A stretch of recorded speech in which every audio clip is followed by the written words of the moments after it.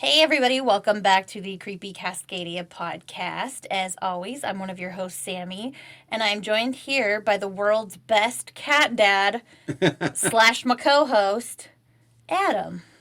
Yeah. Happy Father's Day, everyone. Happy Father's Day to even all the pet parents out Even there, the too. pet parents, yeah. I got a bitch, too, and I already bitched to you about it. Okay. Walmart, you need to step up your fucking game. They had so many dog dad cards and no cat dad cards. And I'm like, this is some bullshit. Like, Oh. I mean, I found one, but it wasn't specifically like there was no section that said, like, no little tag in the card section that said cat dad. It was pet parents, and all the pet parents were dogs. So fuck off, people. Cat dads exist too. Yeah. Yeah. Yeah. You and the cats really had a nice gift for you. They like really put a lot of thought and effort into it. Yeah. And it was really hard for them to find a card. I really like the card that they got, too. Yeah, it was pretty funny. Yeah. But yeah. And I'm definitely, I don't know if we've covered this before, but I'm definitely the cat dad that was like, yeah, we don't really need a pet, right? Yep. Or whatever. But then I'm also the one, I feel like I'm the one like, here, Winnie, come on, jump up, like trying to grab at him to like cuddle. Yeah. Like, Jax jumps up and cuddles with you all the time. Yeah. So I feel like, for the most part, you're not like really, you don't really have to try to get him. Winnie will jump up with me at night. Like at nighttime and like in the mornings when she's tired, she'll be cuddly. So she'll curl up and purr. Yeah. But yeah. Yeah, and I tried to, was it a nap? She did try to jump on you today. Cuddling? Yeah, when you were napping on the couch, she jumped up and it looked like she woke you up, but I think she was going to like curl into you, like, you know, how she does with me sometimes, like, Yeah. like on the back of my knees or whatever, if I'm laying on my side. Yeah. Yeah, she was like going to curl up with you, but you swatted her down. Or you were like, meh. You were half asleep, so you were like. It was more she was jumping and on me. she kept jumping on your belly too. Oh, okay. She like takes a while to get comfortable, and it was like you Yeah. were half asleep, so you're like, what the fuck? Yeah. And then Jax tried to lay on the pillow that you were laying on. That one was funny. Yeah. All of a sudden I had a cat like looking down on me. Like. Sniffing your hair. Yeah, and he's like, but I was using my side of the pillow. Yep, he was on your side. He knew he wasn't gonna get to lay down because it was on my side of the pillow. But he did lay down for a little bit. Yeah, I think you pulled him onto the other pillow because like when I. No, he jumped down when you like he didn't get on the other pillow because you were laying on it. Well, I thought I looked over and you had your arm as like the buffer between us, and he was sitting there napping for a little bit. I mean, he sat and napped on the pillow you were on for like 5 minutes, maybe. Oh. Yeah. Okay. Yeah. So yeah. But yeah, it's one of those. And apparently my dad's now the same way too. The way my mom tells it. I think the way my dad tells it too. It's like my dad never wanted a cat like when we were growing up. Like most of his immediate family like hated cats. I think there was like an incident where like a cat clawed one of his sisters when they were like younger. And just I mean we had relatives with farms, so you know there were cats like running barn around. cats running around. There had to have been. Yeah. Right? But their family didn't like cats. Growing up, we didn't like cats. We were always dog and other pets. Never a cat. Yeah. And then they got a cat a while back, and now they have two new ones because the old Mac passed away. But apparently one of the new cats like sits in my dad's lap while he watches TV. Yeah. For like hour, you know, like we'll sit on his lap from like I'm gonna guess like 6-7 p.m. to like when they go to bed, right? Because we're definitely like we got our primetime shows and then watch the news and then maybe even like Colbert or something talk show, go to bed, right? I think that's their usual. That's your parents, not us. That's my parents' usual schedule. Yes. Yeah. Not ours. Sorry. And I remember that being like kind of our schedule, like growing up too, right? Yeah. Like, yeah. It was like. We like TV a lot in our household. So do we. So, yeah, we like TV too. I'm just saying, like, yeah, it's not. I don't think we have near as many shows as my parents watch. Really? Like, well, I feel like we have a lot. I feel like we have a lot, but like when they like all the NCISs, they watch all the FBI. Like CBS has like a million like cop version shows, Yeah. and they're into like all of them. Yeah. Yeah. Yeah. So. Well, today's a long weekend for us. It's Juneteenth. Yep. So we got a 3-day weekend, which is nice. Yeah. So today we're doing part 2 of Adam's story from the Comics World Murder. Yeah. Super excited about that because I just don't know. Like, I still think the husband's a little guilty. Yeah. But yeah. Yeah, and sorry everyone for the part 2. You know, I think I've posted on my socials that like I could just talk about comics for forever. So Well, and we also just like to talk, and it's our podcast, yeah. so we can do what we want. Yeah. So Yeah. if you don't like us talking, just go ahead and skip ahead to wherever. Or just listen because we're funny and we make each other laugh. I mean, Yeah. I make myself laugh all the time, but Yeah. yeah. We are hilarious. Fucking hilarious. Yeah. And that's not us being like braggy, that's just facts. Yeah. Just facts. Just facts. Just facts. Spitting facts. Yeah. Yeah.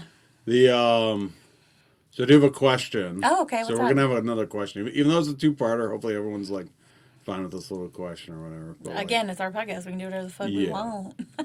I figure we got time in the show. Yeah. So you can cut it if you don't. If we don't. But Yeah. yeah, so speaking of comic books, it brings up the idea. Oftentimes, there's a theme in comics about the heroes or vigilantes, like they operate outside the law. Uh-huh. What do you think about like real life people that kind of like take the law into their own hands, or like, I mean, can you think of a situation where like maybe you'd be like, I don't know, like if you saw something going on, or if like you thought there was maybe a certain situation, like is it, yeah, I guess are there any situations where you might like take the law into your own hands? Take it into my own hands. I mean, when I was younger, Yeah, I guess I didn't really mean to make it personal, but I guess like I was trying to stay away from that, but that's fine. well, that's Yeah. okay. When I was younger, I was very like protective of my nieces and nephews, and I was like, you know what? If anybody fucking hurted them, Hurted them. Jesus. Yeah. If anybody were to hurt them, like I would happily go to jail to like, you know, if somebody really hurt my nieces or nephews, like I would happily go to jail for that. But Right. I don't think that there's too many people that have varying ideas of what's right and what's wrong. And I think for people to take law into their own hands, generally it's just not a good idea because, you know, somebody's right might be somebody else's wrong. So like who are we to say, "Oh, I don't this person worships this god, like that's against my religion, like that personally offends me, so I'm going to take care of it." Like that's not okay. You Yeah. know what I mean? Like Yeah. I think they're now if it's like a pedophile like who continually like abuses children and keeps getting off, even then I'm like, okay, we also what happened with Freddy Krueger, like he's still gonna come back and get your fucking kids in their dreams. So maybe let's not do that. Like let's work on fixing the judicial system first. But those parents took them in their own hands and then they had a fucking sleep Yeah. demon, you know. Yeah. So I don't know. Yeah, we haven't really been watching Daredevil. Like Yeah. I know that this is a key theme in the Daredevil series. Oh, because 'Cause- yeah. He's kind of like an anti-hero, but not really. Like, Yeah, Daredevil's supposed to be a hero. Punisher is definitely the anti-hero, right? Like, oh yeah, Thomas Jane back in like 2001. Such a good actor. the 2001 Punisher was pretty good. I did like that one.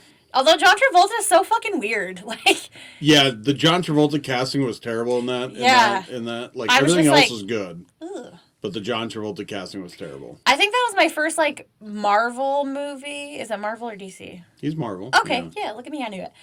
I didn't know that. It was my first like superhero movie that I actually like, and I feel like I always identify more with like the anti-heroes. Punisher, Deadpool, Batman. Like, the anti-heroes are the ones that I kind of like. I wouldn't put Batman in an anti-hero. Really? Yeah. He's definitely vigilante, right? Yeah, I mean, he's vigilante. But the other two kill bad guys. Like, I guess that's the line that, like, we put the... Batman kills bad guys. No. Yeah. No. I mean, why am I fucking arguing with you? Like, if anybody no. knew, it would be you. Yeah, not usually. Didn't he kill Bane? You're thinking about the movies, remember? And I think the movies. Okay, well, the college humor about like he's sleeping, right? It's like the movies are what I know. You just killed that guy. No, he's sleeping. He's I know the he's movies. napping. I don't know the comics. Yeah. Yeah. Yeah. And even then, I don't think he kills Bane in that movie. Oh, I don't know. I haven't seen that one. Which I'm like, how have I not seen that one? Because I really like Tom Hardy. He's a very good actor. But his face is covered up the entire time, so. Yeah. Like, he doesn't kill Joker in the second one. Two-Face only dies because, like, Batman and him fall off, like a roof together, you know? Who's the guy that gets his face, like, half blown off? Two-Face. In the new movie? In the newer ones, like in the 2000s? Yeah, and the Christian Bale. Christian Bale. Okay, yeah. Oh, that was Aaron Two-Face? Eckhart. Yes, Aaron Eckhart. Aaron Eckhart plays Harvey Dent. Harvey Dent. That was the name I couldn't fucking remember. Yeah, and the villain is Two-Face. Yeah. Oh, okay. Is that his origin story? In the comics, his origin story is he's a prosecutor, and a mob guy throws acid on his face and like makes half of his face like disfigured. You know, she threw acid on my foot. I don't know what that's from, but you're like quoting a very specific thing right now. I've been rewatching Parks and Rec too, so I don't watch The Office while you're gone. Okay. And it's like Tammy 1 and Tammy 2, Ron's ex-wives. Oh. Tammy 2 is like, she threw an acid on my foot. Oh. And Chris Pratt's like, could we take a peek? Sorry. That's fine. That's what I think of. Yeah. Yeah, and then like the disfigurement like scars him psychologically so that he. That's fair. I mean. Yeah, and then it's like, yeah, there's like his. So it goes back to the like what somebody thinks right and wrong is. Uh-huh. Two-Face flips a coin, one side marred, one side clean, and he generally leaves to chance. Like what he does. Like, is he going to kill somebody? Is he going to commit a robbery? You know, like he usually flips the coin and lets chance decide. Really? Whether he's going to do the right thing or the wrong thing. Yeah. Interesting. Yeah. I need to watch those. Although that might not be in the movie. Well, the best one, so the ultimate best, like, Two-Face story. Jim Carrey? No. He's the Riddler. He's the Riddler. Tommy Lee Jones. Tommy Lee Jones is the Two-Face. Is Two-Face, yes, in Batman Forever. Yeah. Which I did like Batman Forever. Apparently those two hate each other. Oh, yeah. Tommy Lee Jones and Jim Carrey hate each other. Well, they're like, they had to work together and like, one is super serious and one is just practical jokester, you know, like, so yeah, I get it. Yeah. Sorry, best story. Best story, Batman the Animated Adventures from the 90s cartoon. Two-Face gets plastic surgery and heals his face so that he's no longer scarred and disfigured. He's back to like how he looked prior to the acid. But it's psychological, like he's still like effed up. And and he thinks when he looks in mirrors, he still sees the scars. Because like that's how he is like mentally now. And so, like, even though everyone's like, oh, you look normal and this and that, it's like, it's straight up like him, like, playing along for a bit. Yeah. And then he just goes back to, like, committing crimes. And then, if I remember right, it might end with, like, him disfiguring himself. Again. Himself. Like, he scars himself to make him back to how he views himself. Twisted. It was a very like twisted psychological. It might have even been like a two-parter type of a thing. It was a real good story. Like, it stands out to me. See, we need to watch The Crow because I feel like I really like these, like, I feel Oh, like a yeah. lot of the comic book movies almost border on, like, psychological horror a little bit, you Yeah. know? Because they are kind of, like, that's pretty, that would be, like, a cool, like, live action. I would watch that because it also delves into, like, the psyche, like the Joker, you know, the new Yeah. one, like, it goes into his, like, madness, his descent into Heath madness. Ledger. I would Yeah. watch it. Or no, I'm talking about the one with Joaquin. Oh, sorry. Yeah. Yeah. I Yeah. was completely forgetting about, yeah, Joaquin Phoenix's Yeah, Joker like his, movie. like, you know, how he becomes the Joker, essentially. Yeah. Yeah. Like, I would watch that. The Harvey Dent one, the Joker, the Two-Face guy. Yeah. Yeah. Yeah. Especially if they did, like, have him, if they ran the whole gamut of, like, him being the prosecutor, Yeah. getting disfigured, like, Slowly going on a losing his crime mind. spree, getting caught, and then having, like, the judge who knew him prior be lenient and, like his punishment is, like, plastic surgery as part of his rehabilitation, and then yeah, and then you could follow it through to, like, you know, Hollywood, if what to you're say. listening, Right. hit us up. We'll give you guys some creative freedom, but you Yeah. fucking make this movie, bitch. Yeah, the story's already out there. You Yeah. just credit the original creators. Yeah. And Let's do it. Let's start a letter writing campaign. That's also from Parks and Rec. yeah, I mean, I just watched a trailer for Craven the Hunter. What is that? You heard you say they're making Craven. What is that? Is that another, like? He's a Spider-Man villain. Oh, He's a okay. Spider-Man villain. Okay. Is he a And raven? no, Well, he's fucking they missed their opportunity. Craven the Raven. yeah. It's like So Earl the Squirrel. no, so his name is Craven. I missed it. You were so tickled pink right now with this. I heard squirrel in there somewhere. The other day we were coming home from work and there was a dead squirrel. And I was like, oh, poor little Earl the Squirrel. Earl the And then I started squirrel. laughing because I was like, Earl had to die. Earl had to die. Yes, yes. And every time I see a squirrel now, I just think Earl the Squirrel. I don't know why fucking shit like that makes me laugh so hard, but it really does. Because I'm kind of dumb. You're not dumb. I thought it was very clever. I was like, nice When I got it out, Chicks reference. When I yeah. got it out, because I kept laughing so hard about Yeah. calling him Earl the Squirrel. Yeah. Eventually, you got out because Earl had to die, and I totally picked up on what you were saying. Yeah. It's like, yep. Yeah. Craven, Spider-Man villain. Craven, Spider-Man villain. The dude is like, he's not dressed up. He wears like he wears like a lion vest, but like he's got like enhanced strength and stuff, and he's a hunter. So like his whole thing is like he's hunting Spider-Man, Oh. and he uses like poisons and toxins and stuff, like but he doesn't, unlike all the others, most of the other Spider-Man villains are like powered up. Like he's not really. It's like He's like the Hawkeye of Spider-Man. yeah, I'd say he's pretty close to like the Hawkeye of Spider-Man, right? Like of Spider-Man villains. But they gave him like one of the sickest storylines too. Oh, yeah. In like the I think late 80s, early 90s. They did they called it Craven's Last Hunt. And it was a 6-issue series. Spanned like the 3 titles that like Spider-Man had at the time. And he hunts Spider-Man, like drugs him, buries him alive. Jesus. Yeah. Buries him alive, like has a funeral for him, like he puts Spider-Man into like a near dead, like trance-like state or whatever. Creepy. Has a funeral for him, buries him alive, puts on the Spider-Man costume, goes out and captures. There was like a villain, like a rat villain, like called Vermin at the time,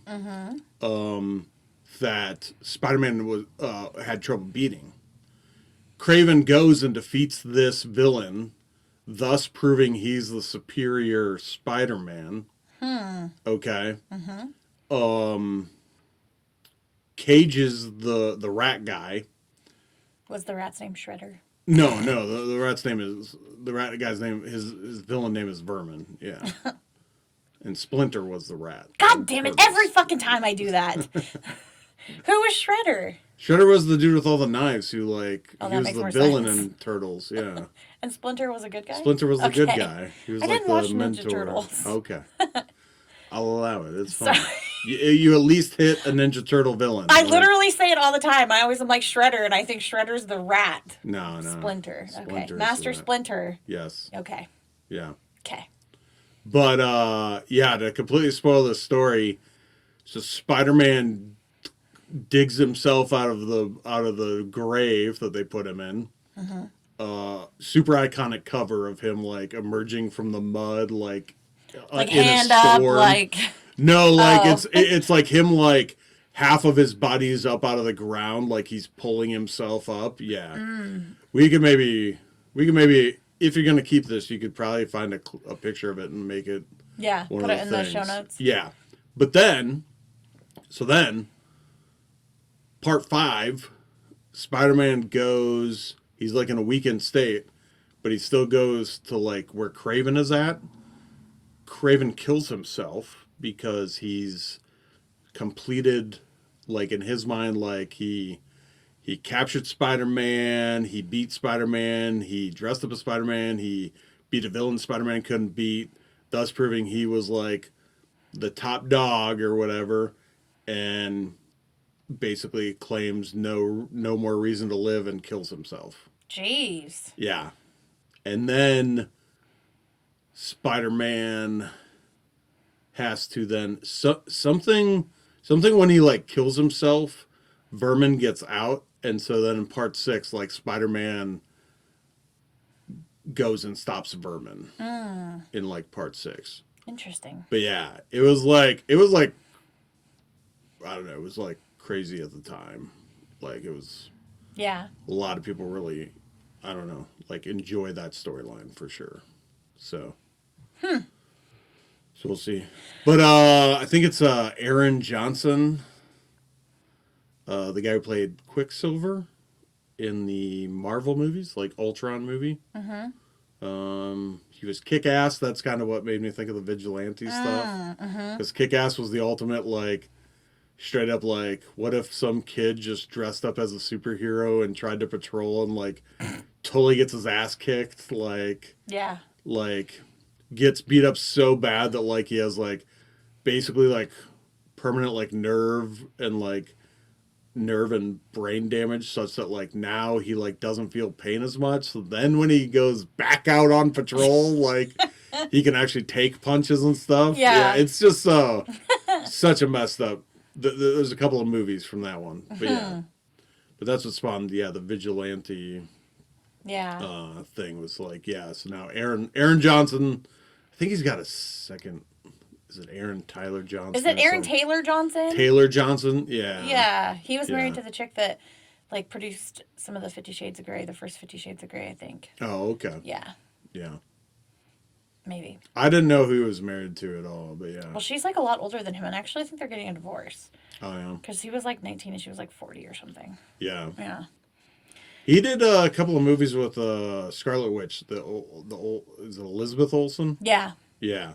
Yeah, so they were the twins in Avengers 2, and then in the Godzilla, like there's a Godzilla from like, I want to say like 2010, 2009, something like that maybe, where he plays a guy, like, I don't know, like trying to help him, but he's married to like Elizabeth Olsen is like his wife, and he's trying to like save her or something. Like she's in the city that Godzilla's wrecking or something. Yeah. And he plays like a special ops military guy type of a thing. But yeah. Yeah.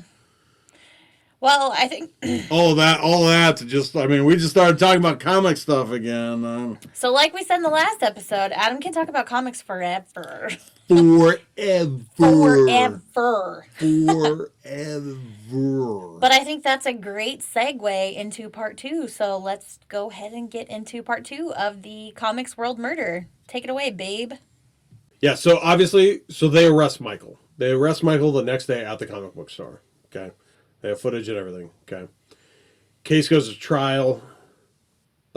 Michael Renaud, the coach who said he talked to him, testifies. So does Michael's mom that said he was there.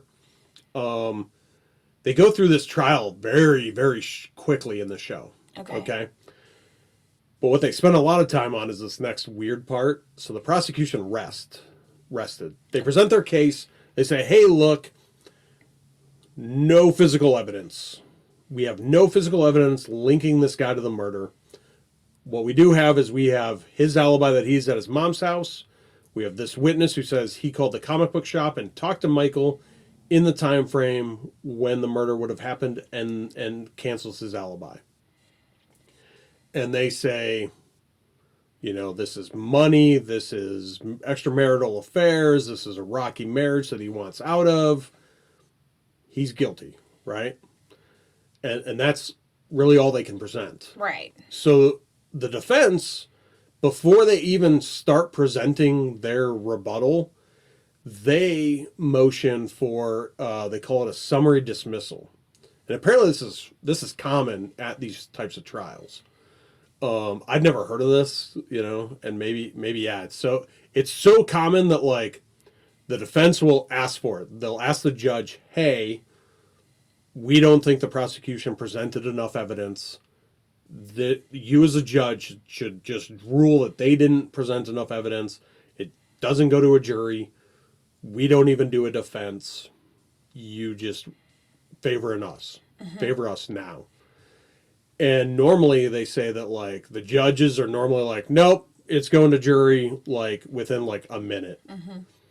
This judge like heard their entire arguments and like put the court on recess and went back to his chambers and like mulled it over for like 5 hours. So like the longer and longer it went, like the more the defense is like, holy shit, this might work. Like he might just straight up rule in our favor at this time because there's no hard evidence. True. Right? So the judge comes back and he's like, see, this is always interesting to me, like the civics of it, right? I'm kind of a weird nerd about that stuff.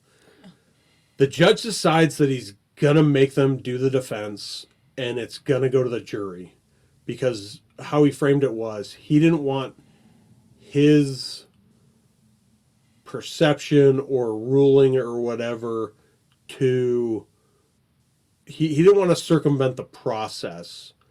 Instead of having it go to a jury of his peers, he figured like I don't want to override the jury of 12 peers. Even though he might have some leaning that yeah, maybe in this case they don't have enough evidence, Gotcha. right? So he rules, they do the defense, they bring forward the mom, they do all that stuff, right? And the jury finds him guilty. Really? Yeah. The jury finds him guilty. And I had this written in. So the jury finds him guilty of murder in the first degree. Babe, let me tell you, this dude broke down fucking crying and weeping like instantly.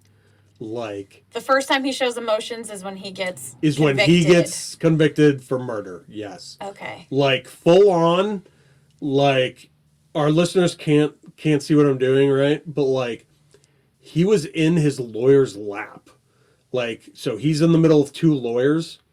He is still seated in his chair and his head is like in the guy's lap and the lawyer's like patting his shoulder trying to like console him while he's like bawling his eyes out. Like they give him a few minutes and they make him like he has to come and like stand, like leave the defense table and go and stand. They have to like hold him up because he is still just like sobbing and like all the emotion that you should have shown before. Yeah. That people would have expected. Like, you know, I mean, I get you were in a rocky marriage, you know, and some people in rocky marriages is like, yeah, fuck her or whatever type That's like of thing. the mother of your kids. It's the mother of your kids, right? Like, yeah. oh, and that's a weird thing. the kids are on the dad's side.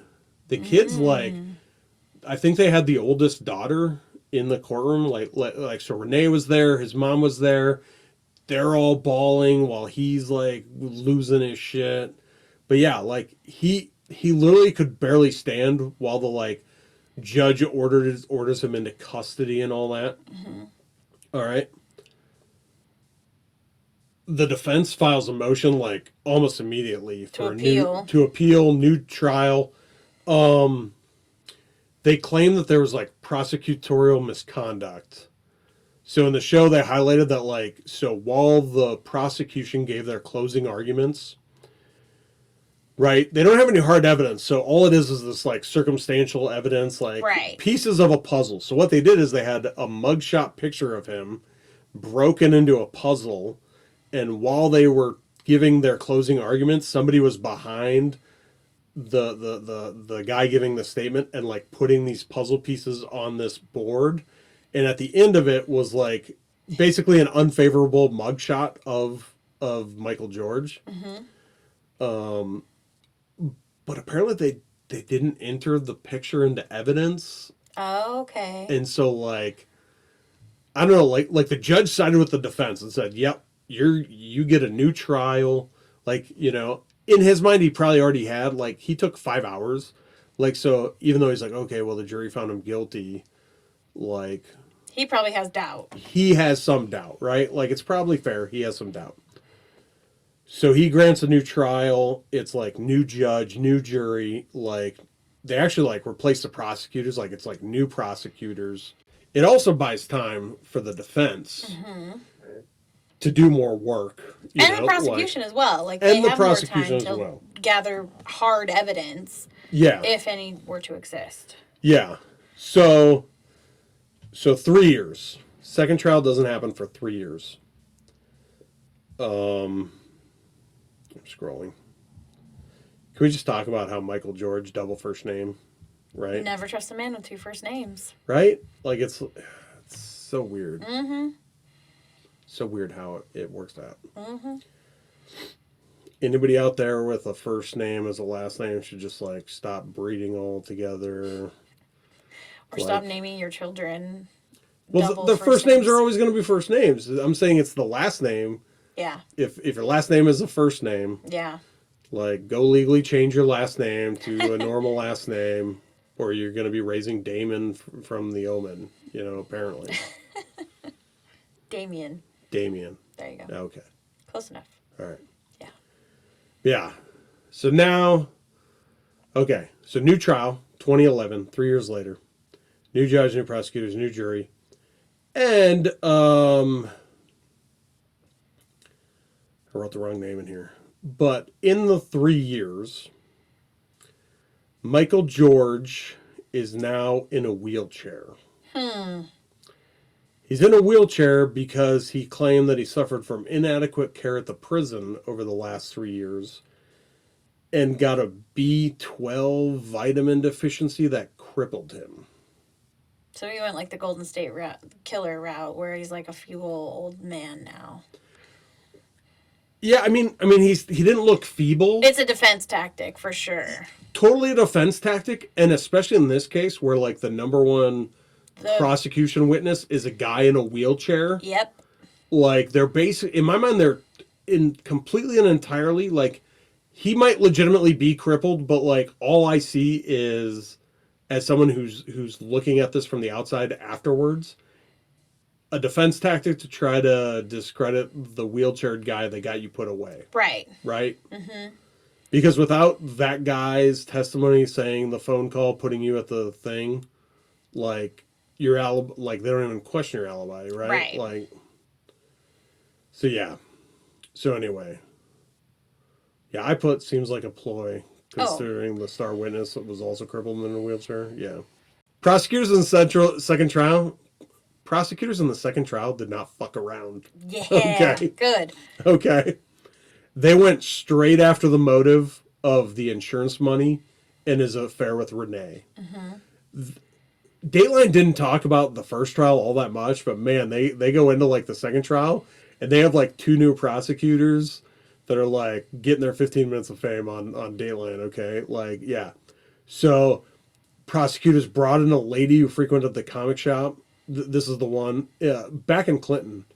So her and her sons would go in. They would go in like every Saturday or whatever. She's the one that he made the comment about like leaving his wife. At Barbara's funeral, he hugged her inappropriately, according to her. Ew. Like they had her on the witness stand. Like they had the footage of her being like, "I would only ever hug my husband that way." Oh shit. Like Okay. she's like, it was a very whatever, like intimate. Something about the hug was inappropriate, right? And then a few weeks after the funeral, he passed her while she was there with her sons at the comic shop. He passed her a note. She had the note at the trial, and it said like, "You look very, very, very, very pretty today." Like, and like, I don't think it had his number or anything, but it had like, "Hope you have a nice day" or something like that. Yeah. That's creepy. Like, yeah, like she didn't like it. No. I'm pretty sure she was married. She did not like it. He was totally hitting on her, right? So yeah, at the second trial, Barb's sister testified that I'm cutting it to Barb here for the second trial. Yes, this is where it's a little tough as to like I think a lot of this evidence may have still been presented at the first trial, Okay. but like the prosecutors, like I said, didn't fuck around and like so Dateline put all of this information at the second trial. Gotcha. But yeah, so this is when you find out Michael wanted a divorce, Barb didn't want to. They brought in the insurance claim. Like they brought in a guy from the insurance company to read the insurance claim. And Michael submitted it the day after Barb's funeral. Like the day after his funeral, he's submitting paperwork to get paid. Okay. This is when they brought in a lady who worked next door, like had a nail salon or something next door to the comic shop. And she testified that they would fight. And she could hear them in the shop next door fighting in the comic book room or in the comic book shop. And on the day of Barb's murder, she heard like an extremely bad fight. Like she testified that it was more loud, more angry, more violent sounding than any previous fight. But it happened before 4, right? Okay. So people saw Michael leave the store at 4 p.m. I mean, they had all kinds of stuff. Like they talked about a cop drove Michael from the store to the hospital. Apparently, when they told him like your wife was injured, they drove him to the hospital. He didn't drive himself, and he made a remark during the cop during the drive. Michael made a remark to the cop during the drive that something must have fallen on her in the back room, even though the cops hadn't told him any details about how or where they found his wife. Like, and all they knew was that she was injured, and his response was, "Oh, she must have gotten injured in the back room. Something must have fell on her." All right, Which could be coincidental. Like could be. Yeah. I mean, like the back room is definitely like messy, way Yeah. messier than like anywhere else in the comic book room, right? But like at the same time, he didn't ask how she was or what happened, according to the police. See, that's sus to me. Right? Yeah, like if you're not immediately like Oh my god, what happened? How is she? Where like yeah, for sure. the implication is you already fucking know, Yeah. right? Like the police are here watching you, like, At least act like it, bro. right? Yeah. Like you gotta put on your temp amnesia hat if you're gonna try to like murder your spouse. You need to be like, you need to act like you didn't do it and you Yeah. don't even know what happened to her, right? Like, Yeah. Not asking questions is very sus. right? Yeah. 100%. Yeah, so he didn't act that way, right? Like the cops talked about this, right? Like, so I think I have something about this later, right? Maybe I do, maybe I don't, but right, like the cops when they were looking at this, like they said they followed like all these leads. The cold case unit followed all these leads, and the way they described it was like a funnel. Like we expanded, we opened up, we broadened our horizons, And every time we checked somebody off the list, like the only person who had motive, reason, potential opportunity was Michael. Okay. Like, so in their mind, it's mainly purely like we talked about before. Like, there's no hard evidence tying Michael to this. Right. But like in the cops' minds, like they were like, I think initially they were like, we're gonna try it, we're gonna charge him, and we'll see what happens. And guess what? A jury found him guilty. And so now you're in take two, Yeah. and you still have roughly the same case. So that's why they made it. I think the prosecutors really went after like, look, this isn't anything new or sensational. Like, this is a guy who wanted out of a marriage. His wife wasn't going to give him a divorce. So he had her killed. And guess what? He's moved on. He's living the life he wanted now, Yeah. So the defense, so the defense does the same thing. Hey, we want a summary dismissal. The judge is like, nope. Like, this is going to the jury. Like they use all the legal speak. Like, there's enough evidence. The prosecution has presented enough evidence that like you have to put up a defense and the jury will decide. Okay. Okay. So the defense used the 3 years. They're going hard after Michael Renaud, the guy who claimed the phone call. Like, I guess in the first trial, he testified that he like went into the police station like a few days after calling in and saying that he had talked to Michael. But there was no record of that visit. And then like Renaud, I'm going to shorten it to his last name, Renaud, didn't have any specifics on like who he gave the in-person testimony to. But they had the tip in their files. They had the tip in the files, yeah. Okay. Yeah. They focused on, so Renaud at the time was like a senior in college, supposedly drank, smoked marijuana.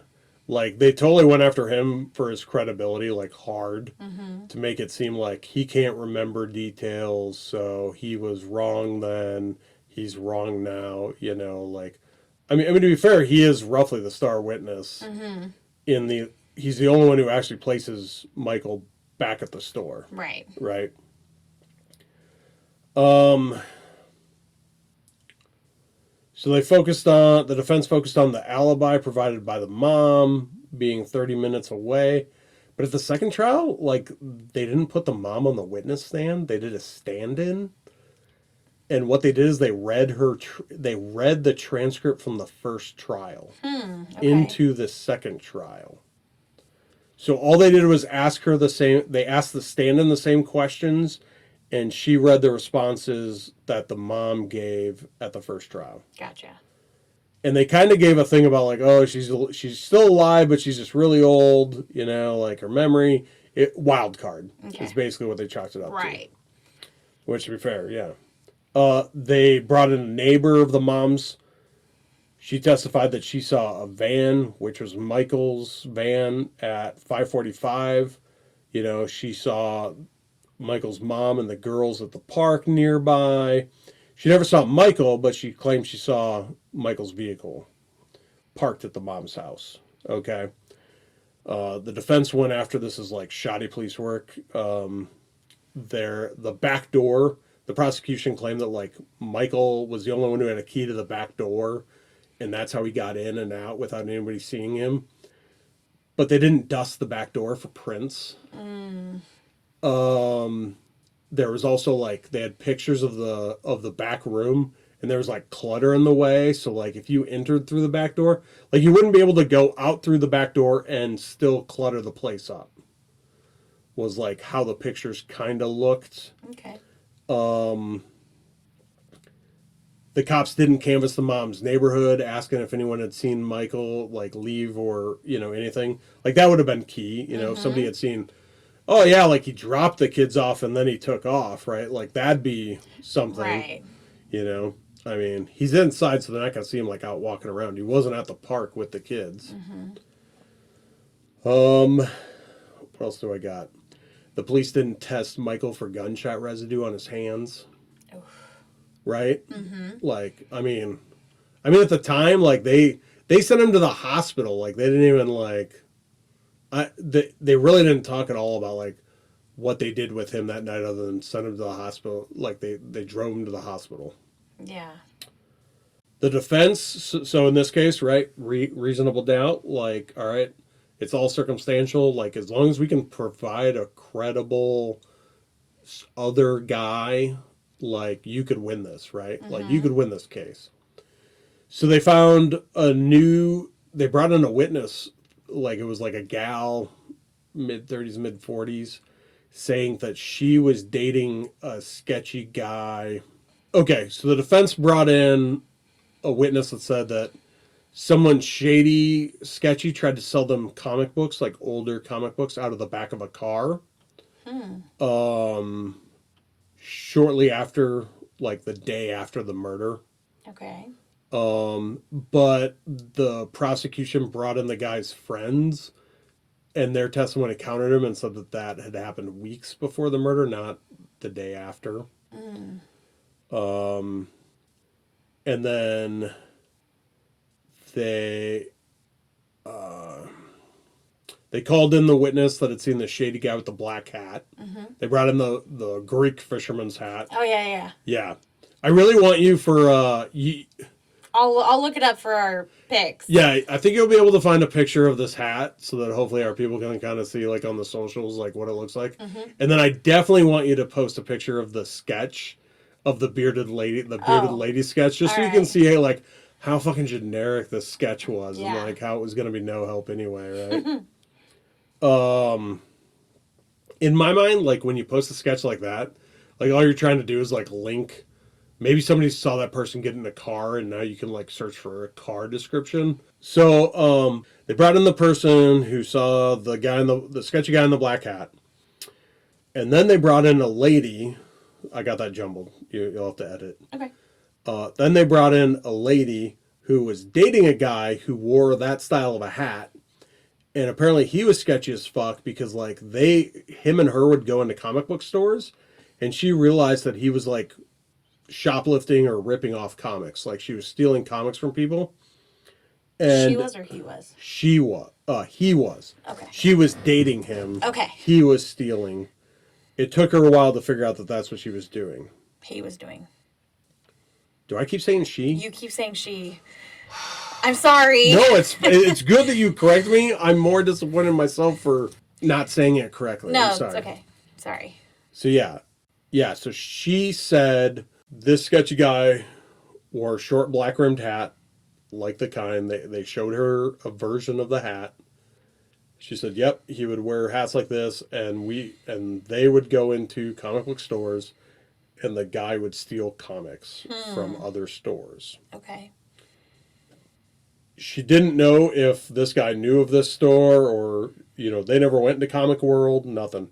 The defense also called another witness who said they dropped off supplies for the birthday party, like around 5:30, and told Barb to keep an eye out because they'd seen a lady or a skinny guy wearing a fake beard. Okay, so this is the bearded lady that, like, they brought in, they described and everything. And it's just like, right, so, like, so you've got a couple of other guys, like, sketchy people seen at the store. They don't match Michael's description. All right. And they don't, and, like, kind of, somewhat plausible. Like, you have, I could maybe see this being, like, potentially reasonable doubt a little bit. Right? Yeah. I mean, well, like you said, it's all circumstantial evidence. It's all circumstantial. It's basically like, it almost comes down to, do you believe Michael's mom or the Renaud guy who says he called and talked to Michael at the store when he shouldn't have been at the store? Like, second trial still hinges upon that. Yeah. Like, who do you believe? Who's more credible? And it goes back to like, yeah, like how do you convict, right? Right. Took them 3 days, and they returned a verdict of guilty of murder again. So And they also charged him. This time they charged him with insurance fraud and other stuff. And so like the insurance, they found him guilty of that stuff too. And so now the insurance people get to go after the money that he probably thought he had left to Renee and his kids. They now have to pay back because it's the murder well, yeah, was you to can't. get paid out. Yeah. You can't profit off a murder, basically, right? Right. So, and I will say, So Dateline, right? We talked about this. Dateline's great. They interviewed the jurors at both trials, and one big thing that like all the jurors said was that like Michael George didn't take the stand. Like it's his right, like to not incriminate himself. Right. But they definitely expressed like, why isn't this guy like going on the stand and being like, I didn't kill my wife, I was here, like putting up, like, yeah, you were gonna have to answer questions about like the affair and this and that, right? But like, they basically said like they wanted to see how he acted, Yeah. and partly him not going on the stand Was detrimental. was detrimental to his case. Like they chalked that up as some amount of guilt, or like if they were on the fence, that pushed them into he's guilty. Yeah. I was hoping you were going to say this was like a slam dunk, like they figured out there was evidence that I'm not convinced. I mean, I think he did it, but I don't think that they had enough evidence that we know of to convict him. Yeah. Yeah, it's crazy, right? So Dateline asked his defense lawyer, why didn't you put him on the stand? And they said that they did a mock cross-examination, and he didn't do well. Like, it didn't... He probably couldn't muster enough fake emotion to care about it. Well, depending on, I mean, based on what you've said about how he reacted towards other news that he got and throughout the throughout the investigation and stuff, it doesn't sound like he would have made a very sympathetic witness. Yeah. The defense, I'm sure they were still trying to say he's innocent, but what they did say in their interview with Dayline was like they didn't like the optics of him saying I don't remember, like they strung together a bunch of questions, and when they did that, like his response would have been like I don't remember like 15 times, like it was basically like that was going to be his only response to so many questions that it didn't look good, right? It doesn't. And I mean how much of the stuff, like if your alibi is you were asleep, right? Like your alibi is you were asleep, you're like I don't know, I was asleep. Yeah, like I was asleep, you know what I mean? Like you're on trial for murder. Like the defense literally put forward like adultery isn't murder. And it's not. It's not, and that's not what he's on trial for. No.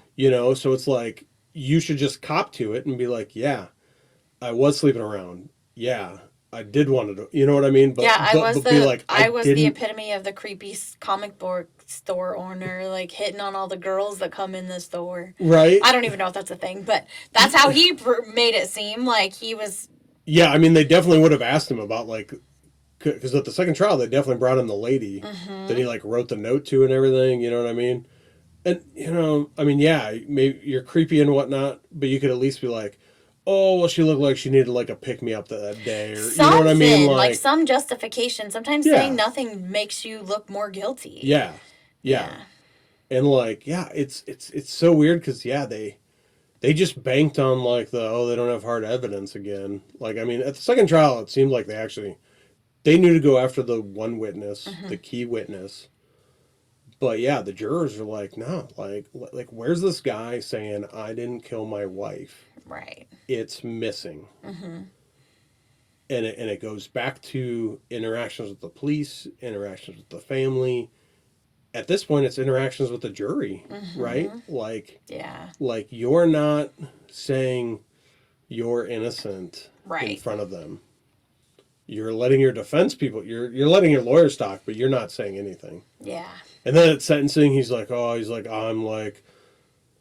I'm not the first person to be falsely accused, nor will I be the last. Like, it was just so like, The fact that he becomes a martyr when it's like his Yeah. own ass on the line and not the fact that like the mother of his children was Yeah. murdered, like Yeah. it seemed. I think he did it. I don't think that they had enough to convict solid him. evidence to convict him. But I Yeah. just from the sense of like how his behaviors, and again, people do very weird things. Like you cannot justify or judge somebody on how they react to a situation like this.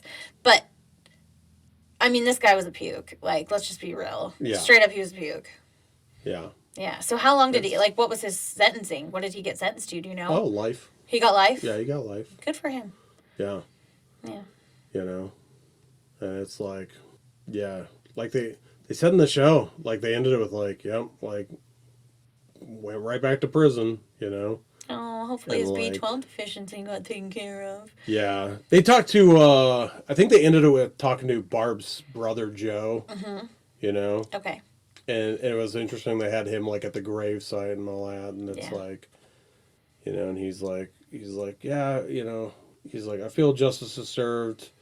He's like, the kids believe the dad didn't kill their mom. Yeah. So he's like, they're eventually going to have to just either come to that realization or that truth. Like the one that was in the courtroom looked like either late teens or early 20s at the oldest. I mean, I don't know. I don't think they ever really went into how old the kids were. Yeah. Per se.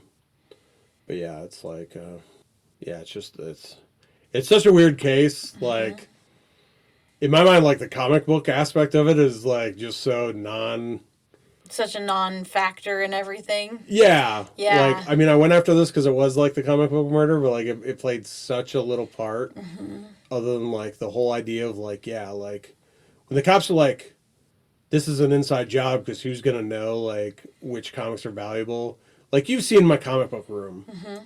Think of a back room like that and be like, okay, pick out the 2 boxes that are the most valuable. It would have to be somebody that knew what was in those boxes. Yeah. Because I wouldn't know. Yeah. And also, like, here's my question. So if those 2 boxes actually did go missing, those are big boxes. They're not easy to lug around. So if somebody took out 2 big boxes. Well, let's say they're short boxes, so somebody like could hold. Short, okay, yeah. but still. Let's say 2 short boxes, I but mean, still they're that's kind of hefty. yeah. I think Renee maybe had something to do with it. Honestly. Like, maybe she was the one walking around with a thing as a decoy. They did say that she was thinner than Barb. I mean, I don't know. It seems very sus. The fact that the guy knew he talked to the comic book, you know, he talked to the guy at the store on that day. Yeah. So I is- want to ask you about that. Okay. Why would he answer the phone if he's there to kill his wife? I'm thinking maybe he didn't intend to kill his wife and it was an accident. Like he got so pissed off after that fight that he came back. Or he just didn't think it through. Like the phone rings, you don't want somebody like a phone ringing and a phone to go unanswered if you've just killed your wife. If the phone keeps ringing, somebody at another shop's going to be like, what the hell's going on? Why is I this like phone? that theory. Why is I this like phone that not? theory. Why aren't they Yeah. picking up the phone? Where is she? Because Yeah. then somebody's going to come in and check, Yeah. right? Yeah. Because I thought about that too when you said that he answered. I'm like, well, that's fucking stupid. Why would he answer the phone? But if a phone continually keeps ringing, because you know, you comic book folks are persistent. Like, Yeah. if you're not getting an answer, you're gonna call back. And I'm sure that Sorry. no, it's okay. I'm sure that if you call enough, you kind of know. Like, if somebody's not answering, also it could be like if somebody's not answering, they might think, oh shit, if nobody answers, we always answer the phone. If somebody didn't answer, somebody might call again or call mall security or do whatever. Like, Right. an unanswered phone in the 90s there could be a lot of reasons why somebody would answer the phone. Oh yeah. Right. And maybe like you don't even like this person's nobody's going to think that I did that. They're not going to remember. Like, Yeah. I think that Yeah. This is a landline out of business. What with some of the younger generation listening to our podcast, i.e. Bailey. This is the early 90s. Like that phone that's ringing is like a landline. Maybe it's hooked up to an answering machine. Maybe not. Yeah. You know, like the prosecution talked about it as they put forward that he answered because he either didn't want to lose whatever business it was that was somebody calling. Oh. Or they put it forward as the accomplice was calling, like a lookout or something. Oh. So maybe the fake beard person was tied to it. Yeah. Because the prosecution had him as, they had him going through the back door, right? Yeah. And he's the only person, he's the only one who could lock the door from the outside, which it was, is what they're saying. So, or like basically like the deadbolt wasn't secured on it. They said it was a 2-lock door, but it was only locked from the side that would have been from the outside. And so they're saying he's the only one who has that key. They're saying people are seeing somebody suspicious out front. That's an accomplice. That's somebody telephoning, and that's why he picked up. That could have also been the person that moved the boxes back in front of the door so it looked like you couldn't get in and out. I mean... there's a lot of... Wait. Oh, yeah. In the crime scene footage, you said that yeah, you're talking about the back door. Yeah, Sorry, the back door, okay. yeah. Like they I said didn't that even you think couldn't... about that. I don't know. The fact that so many people, like there were multiple people that said they saw this like odd occurrence hanging around, makes me think that maybe somebody else was involved. Yeah. Like you said, Renee and somebody a fake beard somebody that knew what comic books would be in those boxes, you know, somebody that worked at the store and helped out. Yeah, and if he went out the back, you know, I mean, if this guy has a personal collection at home, you know, 2 boxes of books could be sifted, valuable books could be sifted into your collection very easily, like, you know. Or you sell them at your new store that you open up in a different city. Yeah, or you sell them before they do a search warrant on your house and check all your comics, right? Yep. Like, I mean, yeah. Maybe you stored them at Renee's house. Maybe she wasn't really looked at. I mean, she did work at the store. She was a shop assistant at the store.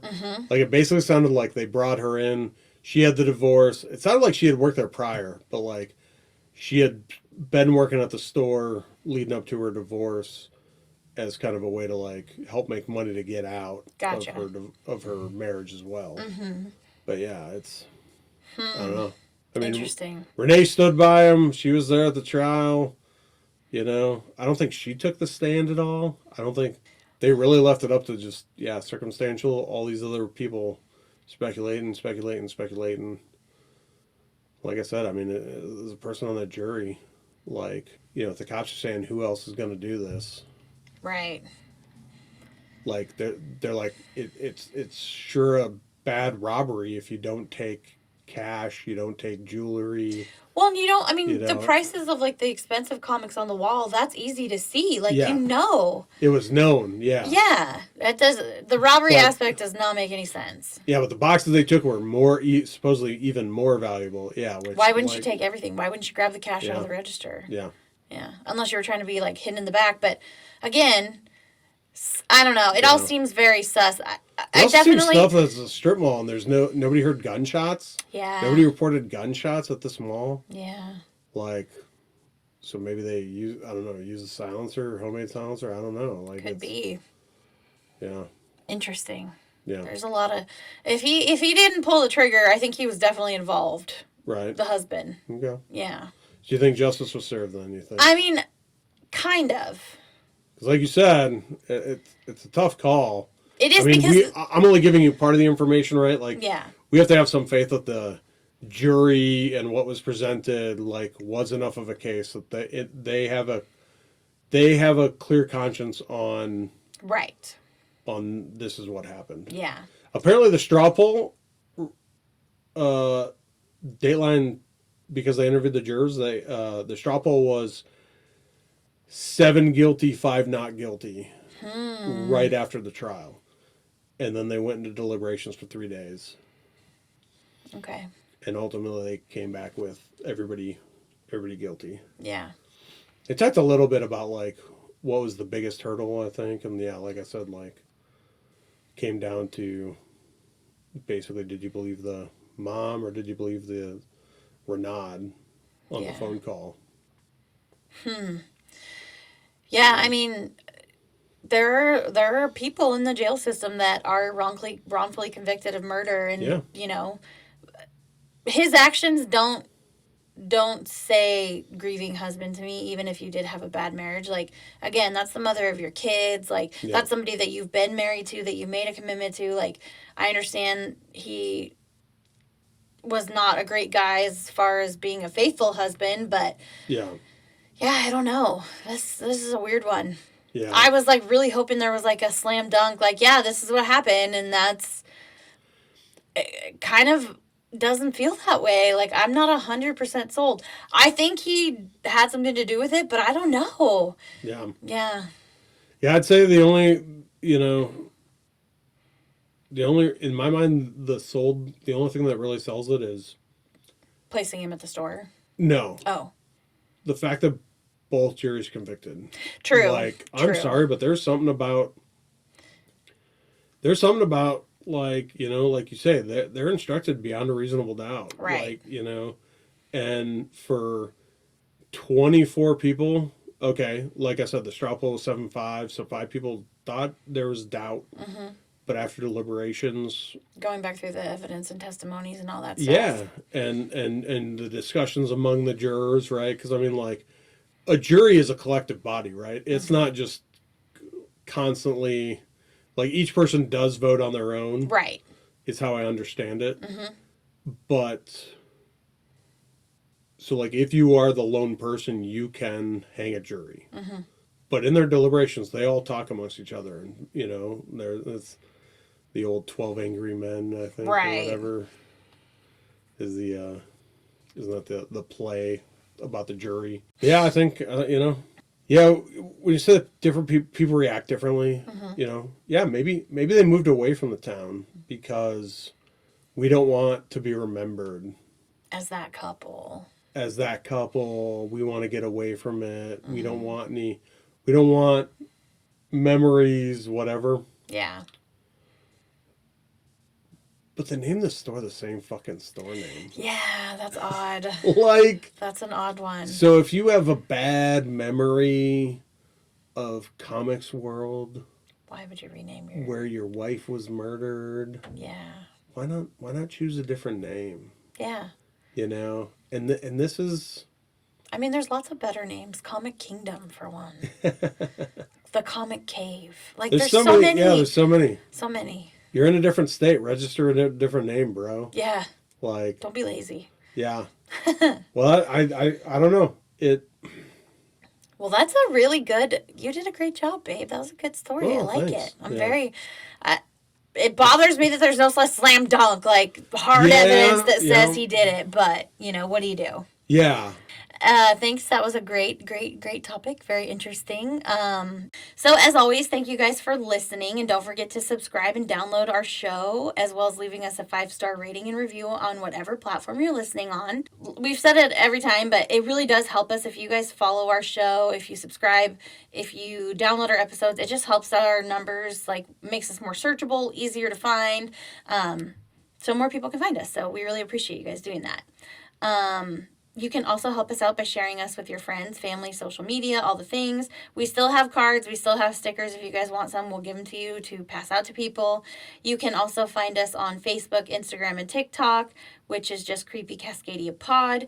We do have a website, creepycascadiapod.com. And if you have a show topic that you want to give us, if you have an idea for a show, if you have your own story about a true crime incident that you've been involved in or know about, as always, if you have a ghost story or Bigfoot, we want to hear about it.